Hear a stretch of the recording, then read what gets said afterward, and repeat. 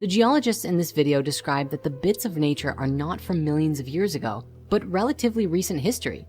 This is a landmark and paradigm-shattering discovery, because even today, if you do some research, you'll find that the general consensus is that Antarctica was last ice-free 3.5 million years ago, and the remnants that were just discovered there prove that number wrong entirely.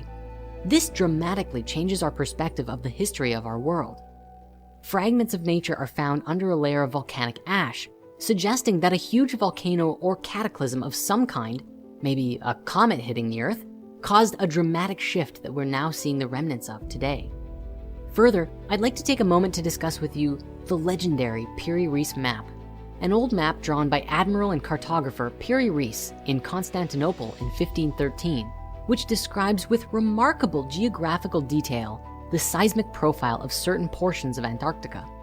Reis used information gathered from many explorers at the time, but what's amazing about this map is that Reis could not have acquired his information about Antarctica from any contemporary explorers, because this continent remained undiscovered until nearly 300 years after the map was drawn.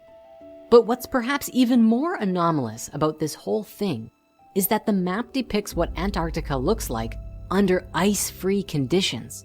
The last time that that area would have been free of ice would have been at least 6,000 BC, which was a whole millennium before the Sumerian civilization really began to emerge into the culture we know today.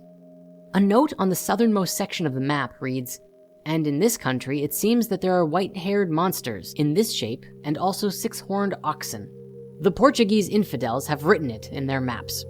Interestingly, the Portuguese provided information on this southernmost region in Reis's map, according to the notes on it.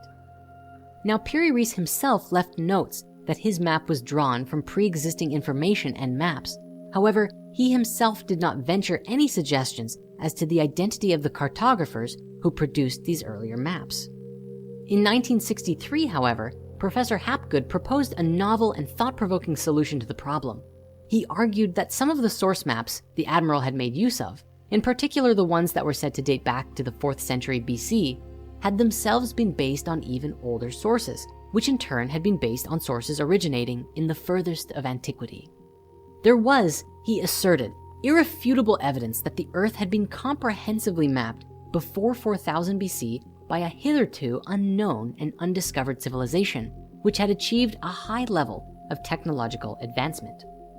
The Piri Reis anomaly and the mysteries of Antarctica are described with significant detail in Graham Hancock's book, Fingerprints of the Gods, and we highly recommend giving it a read, along with his follow-up book, Magicians of the Gods.